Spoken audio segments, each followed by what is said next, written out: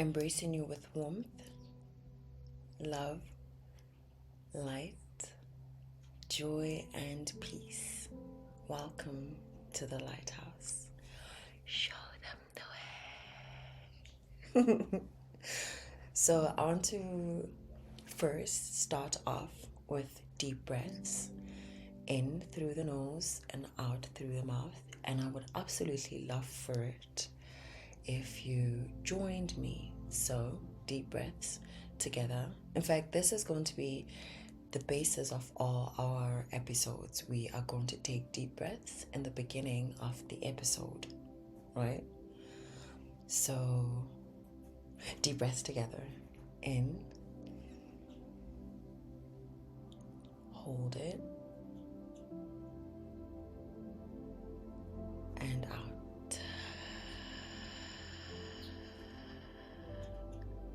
In,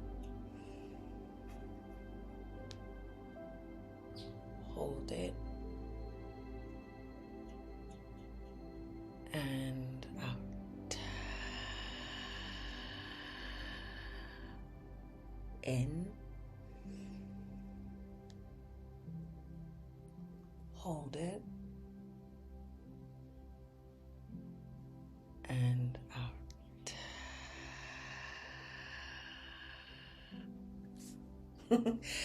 Didn't that feel amazing?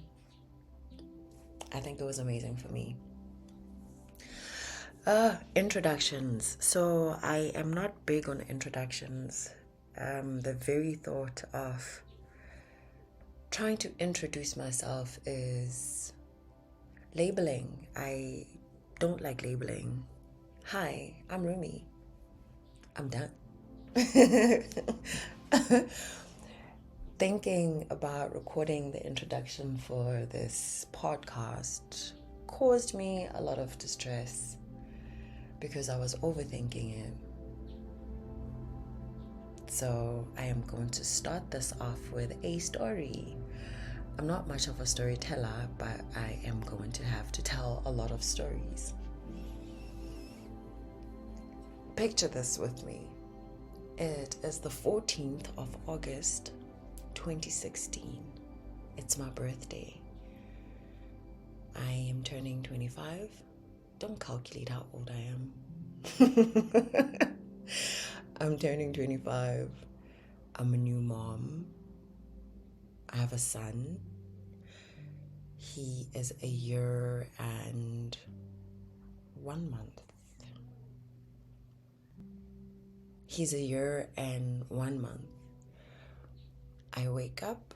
It's a beautiful day. I'm excited. It's my birthday. I look at him and I see that he's awake. His eyes are wide open, but he's not moving. And then I think, okay, he is talking to God.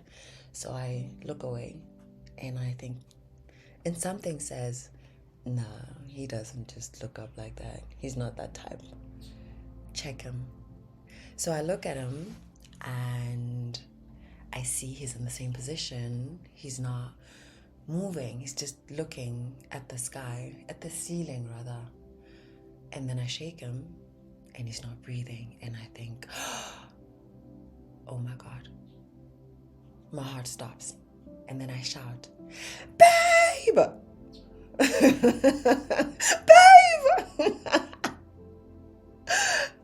Babe jumps out of the shower and he looks at me and I say he's not breathing, and he panics and he says, call your mother. I grab my phone, I call my mom. My mom is like, take him to the hospital now. I jump out of bed, I put on pants. I don't know whose pants I put on that day. I put on pants, I grab the key and I head straight to the car. I don't know how we got out of the house. Everybody knew what everybody needed to do at that point in time. I knew I was going for the car. It was natural for me to naturally just go for the car. Hubby grabbed my baby and he got in the back seat. The car had already started before they came in. Oh, in fact, I think we went in at the same time. I got in the front seat, I started the car. The first thing I did was put on the hazards because Michael Schumacher was coming out that very moment. And I am out. On the road, you should have seen me. So Michael Schumacher is out. I'm on the road. And I keep looking back. And I see that he's still not breathing. And it looks like his eyes are starting to close. I don't know what I'm thinking. I'm in the car, I'm driving. Many other days I drive fast, but it's because I just want to drive fast. For the very first time in my life, my driving could actually matter. Trust me when I say I drove this car. It was a Jetta 5, a white one. We got to the hospital. Enough about my driving. We get to the hospital. I come out first and I tell the guys, I have a baby who's not breathing. They're like, bring him in. In fact, they don't say bring him in. They follow me to the car. They grab him. They put him on a bed. I think they put oxygen on him. And I see the nurses and the doctors looking at each other. And I see a nurse shaking her head. I'm like,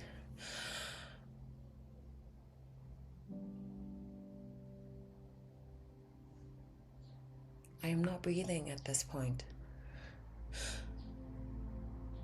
I look away and something says, pray.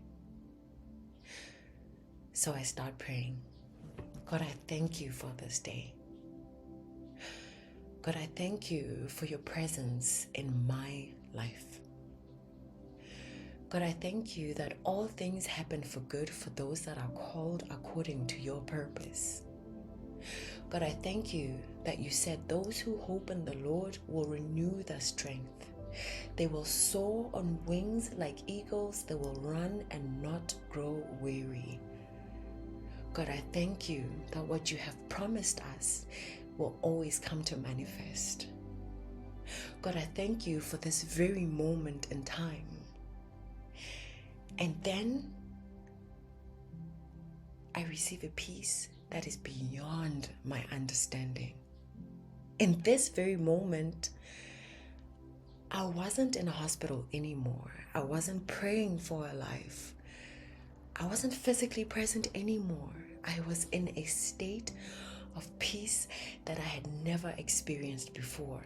But this doesn't make sense. How can I be at peace when, but I am experiencing a peace that I have never experienced before. I have transcended all my situations. I've transcended this one situation. And then I come back to earth. I look back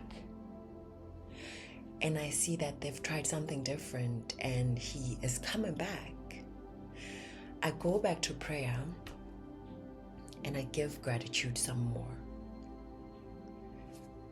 10 minutes later, I'm walking out of that hospital with my son, heading home.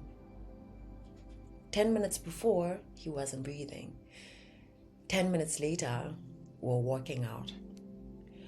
On my way back home, I kept thinking about this peace because I didn't understand it. I had never experienced anything like that before. How can I, when I'm in such a heavy situation, be at peace? I needed answers. So for the next few years, I spent my life, dedicated my life to understanding myself, understanding this peace, reconnecting with this peace. I have come to a place where this peace is a constant, no matter what I'm going through in life. Things could be pretty hectic, but I find that I am always at peace. It has taken quite a few trials and errors to get here. I want to teach you how to be at peace, regardless of your circumstances. I grew up thinking that money was going to give to me that peace that I desired.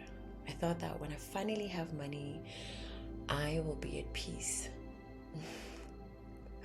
I couldn't be further from the truth. Money does guarantee some sort of security, freedom. But when you don't have peace, you always won't have peace.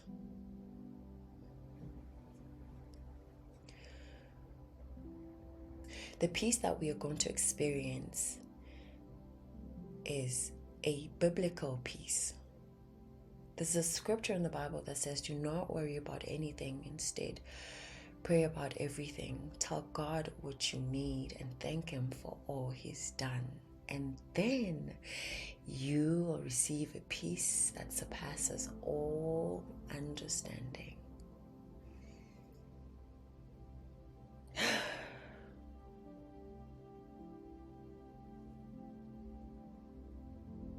A peace that surpasses all understanding.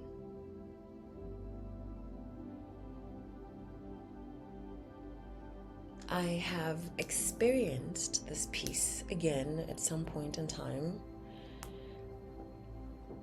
I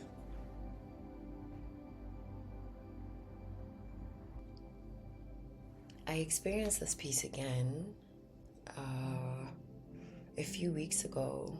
I went to jump off Soweto Towers with a few amazing people who decided that they were going to do this with me, this crazy thing with me.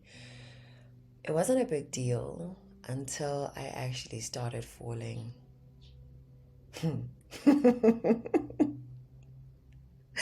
It really wasn't a big deal. The whole process, I was calm, I was present.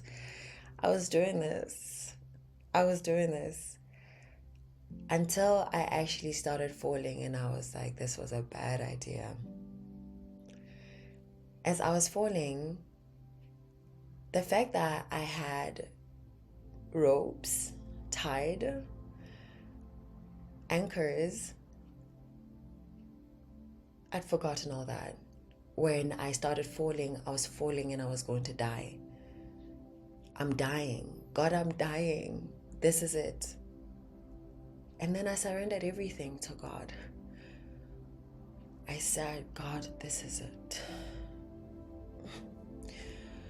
All of it. It didn't matter that I put myself in that situation anymore. We're not playing with blame anymore. What mattered right now was that I was dying and I was taking my last breaths. And then I surrendered everything to God. And then I experienced the same peace. I felt the sense of freedom and being untethered to time. And I was just in space, experiencing the very same peace that I had experienced when my son wasn't breathing.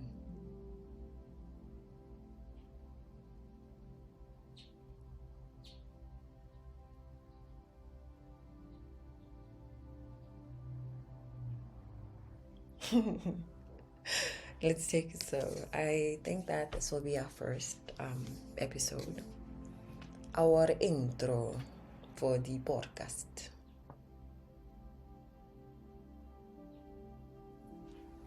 I would love for it if we took a few breaths together. In. Hold it. And out. In. Hold it. And out. In. Hold it. And out. Thank you for joining me today. Love and light.